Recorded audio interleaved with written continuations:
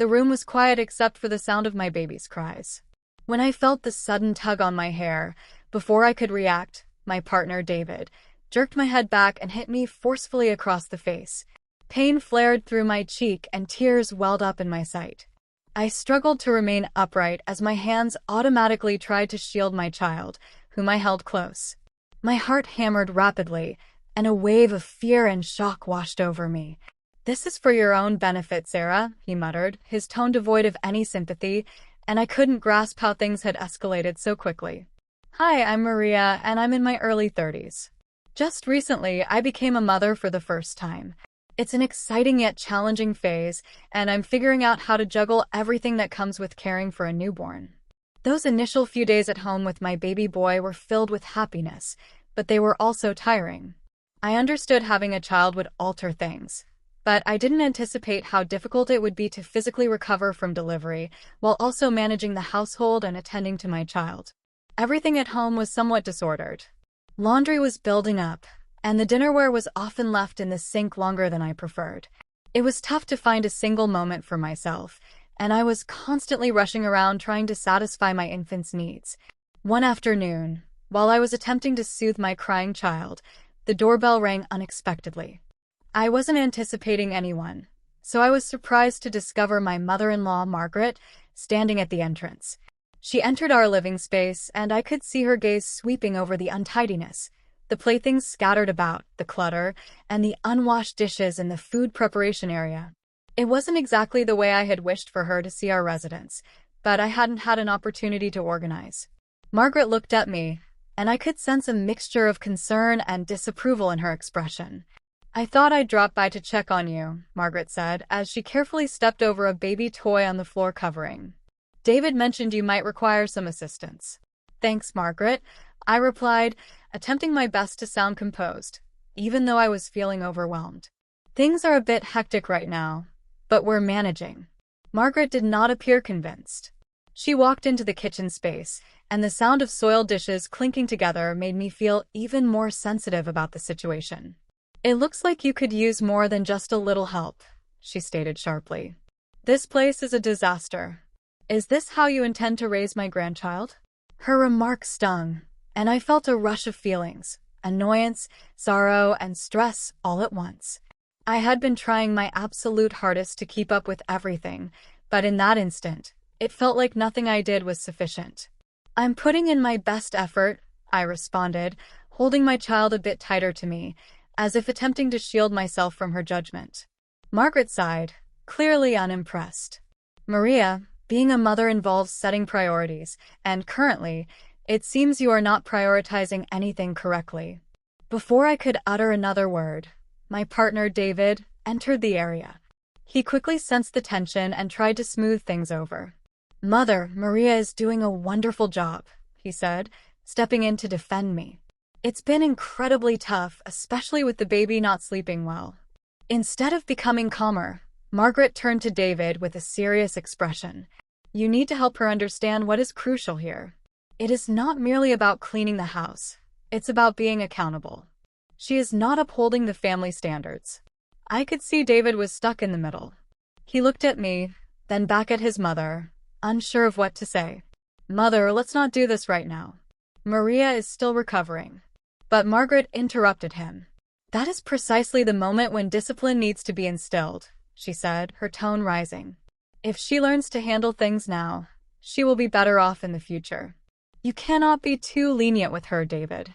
I was shocked when David hesitated and then finally said, "Perhaps you are right, Mother. Perhaps Maria does need to experience things the hard way." Hearing those words from my partner felt like a blow to the stomach. I couldn't believe he would align with his mother, especially when he had witnessed how hard I was trying. Margaret gave a firm nod, as though she had won the discussion. She nudged David toward me, stating, "Show her that this type of conduct cannot be tolerated." In that moment, I felt completely overwhelmed. It wasn't just the physical fatigue or the disarray around the residence. It was the sensation of being criticized and misunderstood by the individuals who were supposed to support me. Motherhood was already difficult, and I was doing my best, but it felt like nothing was adequate for Margaret. That day made me recognize how essential it is to have a support network that understands what new mothers go through. It is not solely about keeping the home neat or meeting family expectations. It is about doing your utmost, even when things feel daunting, and having people who uplift you instead of bringing you down. I barely had time to react before David grasped my hair roughly, pulling me toward him, and struck me hard across the face. The sound echoed through the area, loud and startling. It was an instant I will never forget, a boundary that should never have been crossed. I held our baby boy close, his cries mixing with the sound of my rapid heartbeat. "David, what are you doing?" I managed to utter through tears. The pain from the strike was insignificant compared to the pain of betrayal. I couldn't believe this was happening. "This is for your own good, Maria," David said, his voice flat and empty. He didn't even look me in the eyes. "You need to learn." The room fell silent. The sole sound was the gentle whimper of our child. David glanced at me, his face displaying a mix of frustration and shame, but it did not feel like an apology. Margaret, his mother, stood there with a stern demeanor, not speaking a word, but her presence alone was sufficient to worsen things. She did not move, did not flinch. She just remained there watching, as if she had anticipated this outcome. What was intended to be a visit to assist me had transformed into something else entirely. Instead of support, I received judgment, and now this, a blow that shook my entire existence. It was as if everything I thought I knew about kin was crumbling around me. As Margaret prepared to depart, she whispered something to David near the exit. I couldn't hear all of it, but her self-satisfied look and David's troubled expression indicated it wasn't anything pleasant. I could feel the chilliness in the air, and it caused my heart to sink even further. That evening, after the commotion of the day, I rocked my child to sleep, attempting to comfort him as much as myself. But the fear and dread would not dissipate. What was meant to be a loving kinship now felt like something completely different. It felt like I was being evaluated, like I was on trial, and I was failing in their view. As I held my child close, I made a choice. I needed to get away, not just for my safety, but for his as well. The dwelling that had once felt like a haven now felt like a confinement, constructed by the very individuals who were supposed to care for and shield us. I realized that this was not a place where I could raise my child safely. David had overstepped, and I could no longer trust him, especially with his mother's influence constantly looming. That night, I could not bear to sleep beside David. Instead, I took my infant to the baby's room, a small space that had become my refuge in the preceding couple of weeks. As I sat in the rocking seat, holding my child, the events of the day replayed over and over in my mind. Each time I contemplated it, the hurt and deceit intensified. I knew that I could not remain. The subsequent morning, while David was at his occupation and Margaret was thankfully absent, I made a phone call. Sophia, a close companion who had extended her assistance previously, responded quickly. "Sophia, it's me. I require the help you offered," I said, my voice trembling with a mix of fear and resolve. "Say no more, Maria. I'll stop by today with my utility vehicle. We can transport your belongings to my residence until you decide where you wish to go," Sophia responded, her voice calm and reassuring. We devised a straightforward but hazardous strategy. During the daylight hours, I would pack as much as I could, just the necessities for my child and myself. Sophia would arrive in the evening, and we would quietly relocate everything before David returned. I knew I couldn't face him again, not after what had transpired. It was unsafe to stay, and I couldn't risk him or Margaret discovering what I was planning. As I packed, my pulse quickened, but I knew it was the appropriate action. This wasn't just about me. I had to safeguard my child and provide him with the secure, loving environment he deserved. I couldn't permit him to grow up in a dwelling where force was acceptable, where dominance and manipulation were the norms. Departing was challenging, but remaining would have been more so. This marked the commencement of a fresh chapter for us, one where I could finally breathe freely and my child could mature in peace. I stood there, pondering what would occur if I encountered David again. He might attempt to apologize, or worse, Margaret might persuade him to persist in controlling me. I couldn't allow that to happen. I knew I had to depart. Throughout the day, as I gathered my items, every baby garment and toy felt heavy with memories. I couldn't stop contemplating the existence I had envisioned, the kinship I had wished to construct with David. But the vivid recollection of David's strike and Margaret's cold, critical gaze reminded me that staying was no longer a choice. By late afternoon, most of my possessions were placed into containers. I concealed everything in the automotive shelter, attempting to remain composed and focused. Sophia, my closest friend, arrived just as the solar orb began to descend. Her presence felt like a flicker of optimism in what had been one of the most difficult days of my existence. "Are you prepared?" Sophia asked, as she stepped inside, looking at the containers and sacks scattered around. "As ready as I'll ever be," I answered, cradling my baby boy a little closer to my chest. I had to undertake this for him, for us both. We moved swiftly, loading everything into her vehicle. We labored silently but efficiently, as if we had performed this task numerous times before. The final space I packed was the nursery area. It had served as my small sanctuary, the sole spot in the dwelling where I had felt protected and at ease. I took one last look around, uttering a quiet farewell to the existence I had fantasized about having with David. But I understood now that this fantasy was concluded. As we drove away, I observed the dwelling recede in the reflection glass. A phase in my existence was concluding, and though my core felt burdened, I also felt a spark of optimism. My child slumbered peacefully in his securing seat, unaware of the significant change taking place, but finally, I knew he was secure. This was the inaugural evening of our new existence, an existence where apprehension and coercion no longer held sway over us. When we arrived at Sophia's residence, I felt a wave of relief. Her home was filled with warmth and safety, a stark contrast to the oppressive sensation that had dominated my own dwelling. Being there made me even more determined to ensure David and Margaret could not harm us again. I realized that simply leaving was insufficient. I needed to guarantee that they could not distort the narrative to their advantage or ever subject someone else to what I had endured. I began by reaching out to family members and friends, pretending I simply wished to catch up. During these conversations, I carefully collected fragments of information, subtly recording any mentions of Margaret's controlling conduct or David's peculiar readiness to follow her directives. Some individuals were reluctant to speak, but many had not comprehended how deeply Margaret's manipulation extended. Over time, I commenced accumulating text communications, audio messages, and even documented conversations that presented a clear depiction of what was truly happening behind closed entryways. The most valuable piece of proof emerged when I managed to capture a visual recording of Margaret instructing David on how to influence me. Her words made it evident that this was not about concern or affection. It was about authority and control. Once I had amassed sufficient proof, I decided it was time to confront them. I selected a family assembly hosted by David's sibling. It was a neutral location with numerous kin members present. Some of them had already hinted that they were uneasy with the way Margaret dominated the family unit, so I hoped this would be the opportune moment and setting to disclose the truth. On the day of the assembly, I was apprehensive. My hands trembled and my heart pounded, but I knew this task had to be completed. I arrived with Sophia by my side, her support providing me the fortitude to proceed. As I entered the chamber, I could sense the tension. Individuals greeted me with hushed whispers, but everyone seemed to realize something was amiss. Information regarding David and Margaret's conduct had circulated through the family group, and even the relatives who resided far away had heard rumors. After the initial greetings, I inhaled deeply and prepared myself for what was impending.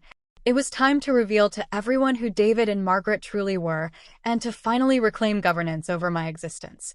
I rose to my feet, my hands shaking, but my voice was steady. "I possess something important to share," I commenced, as everyone in the chamber turned to look at me. I could feel all gazes upon me, but I knew this had to be done. It pertains to David and his mother Margaret, and how their actions have impacted not just myself and my child, but the entire kinship. David appeared astonished, and I could perceive the apprehension in his sight as he attempted to halt me. "Maria, let's not conduct this here," he said, attempting to interrupt. But I did not yield. "No," I responded, extracting my personal device. "This is not merely a private matter." I connected my personal device to the audio output, and the chamber fell silent. The documentations commenced playing. Margaret's cold, commanding voice instructing David on how to manage me, and David's hesitant acknowledgments. It was all present, clearly visible, their strategies to correct my behavior. The reactions in the chamber were immediate. Some individuals appeared shocked, others disgusted. David's maternal relative, who had always been compassionate towards me, looked heartbroken. She turned to Margaret, her voice wavering. "Is this accurate, Margaret? Were you genuinely compelling David to do this?" Margaret's face turned crimson with fury and fear. "These are taken out of context," she retorted, attempting to defend herself. But it was too late. David's paternal relative, who had been silently observing until now, stood up. "No, they are not out of context. We have observed indications of this for several years, but we did not wish to accept it." That moment transformed everything. Kin members began to voice their opinions, sharing their own encounters with Margaret's controlling habits. Gradually, an image emerged of a female who had manipulated her family for years, concealing herself behind the guise of a concerned matriarch. David sat there in silence, appearing pale and overwhelmed, finally comprehending the reality about his mother's power over his existence. As the family discussion evolved into a heated, following the talk about Eleanor's guidance, I felt a big load disappear. Everything was revealed. I wasn't the only one. Everyone present understood. The relatives, so long guided by Eleanor, finally recognized her scheming for what it truly was. After the confrontation, there was a still, serious mood in the air. The relatives, long under Eleanor's influence, now faced the reality of what had been ongoing for years. The surprise was plain on their faces, and it was awkward for everyone to see how much Eleanor had impacted their existence. For me, the choice to depart from Daniel hurt, but it felt essential. With all that occurred, turning around seemed impossible. As the relatives began to leave, I collected my child, completely oblivious to the turmoil surrounding him. Taking a final glance at the shared dwelling, I walked into uncertainty, acting correctly for our sake. Daniel observed our departure, his expression showing sorrow and remorse. His tone, previously well-known, now sounded remote as he mumbled a faint farewell. I didn't turn around. Eleanor, conversely, met a considerably tougher situation. The relatives she had guided for years now perceived her genuine nature. They started keeping their distance, understanding the extent of hurt her deeds had inflicted. Her efforts to get authority back were ignored. The proof from the audio files and the statements at the assembly proved overwhelming for anyone to dismiss. In the weeks that followed, Daniel attempted to contact me. His texts contained many apologies, assurances of alteration, and requests for pardon. But the recollection of his hand gesture and his mother's power over him was too strong to overlook. The confidence between us had vanished, and along with it, our union. I understood then that this marked the close of one phase and the start of another. I wasn't simply exiting a negative circumstance. I was embarking on a fresh existence, one liberated from domination and dread, concentrating on raising my child in a secure, caring setting. I located a different residence in a small dwelling far from the district I once called home. Somewhere my history was unknown, allowing me to begin anew without the burden of what happened trailing me. My friend, Sarah, remained with me, assisting me during this new segment of existence. I was thankful for her aid while I worked out how to construct a life that felt protected for both myself and my child. My schedule was straightforward but full of meaning. I devoted most of my hours to attending to my child and gradually reassembling the fragments of my existence. The mending journey proved challenging. It moved slowly, and at times it caused more pain than anticipated. Some days the load of everything that transpired felt too much to carry. However, the liberty to make personal decisions, free from worry of being guided or influenced, motivated me. It seemed like a new opening, an opportunity to exist by my own rules. I began attending counseling sessions, learning there how to mend the emotional injuries I bore. I became part of aid gatherings for solo mothers, and encountering others who had navigated comparable situations helped me feel less isolated. As days went by, the shattered fragments of my former self started to unite once more. I wasn't the exact same individual I was earlier, however. I possessed more strength now, more toughness. I figured out how to assert myself and safeguard my child from anything that could hurt us. My child's giggles became my steadfast support, drawing me forward even during the most difficult periods. Seeing him develop and reach new stages gave me immense happiness, and each small instant provided further hope for what was ahead. When he learned to move about and speak, I felt my assurance expanding as well. I was figuring out how to function as a parent, how to create a protected and affectionate residence, and how to experience an existence without fright. 18 months had passed, and before I grasped it, that much time had gone. One night, following putting my child to rest, I rested in our comfortable main room. It was full of his pictures and playthings, indications of the joyful existence we were constructing jointly. I couldn't avoid considering how much ground we had covered. The ache from prior events remained, like a dim shape, but it didn't feel as crushing as it had before. The radiance of fresh starts was more pronounced, and the aid from companions like Sarah and the complete devotion of my child provided me power. That evening, while I drank a mug of hot liquid, I understood I was ultimately prepared to share my narrative. I initiated an online journal, a place where I could document what I had experienced. It wasn't only for my benefit, it was also for others potentially facing comparable difficulties. I aimed to link up with folks encountering manipulation or mistreatment and inform them they weren't by themselves. Each journal entry I composed represented a move away from the person I was when hurt and a move nearer to turning into someone capable of assisting others. Thinking back on my path, I recognized I had developed into a supporter for others. I discovered my ability to express myself, and I was utilizing it to speak up against the sort of dominance and scheming I had previously endured. My tale was about enduring, about discovering power when facing difficulty.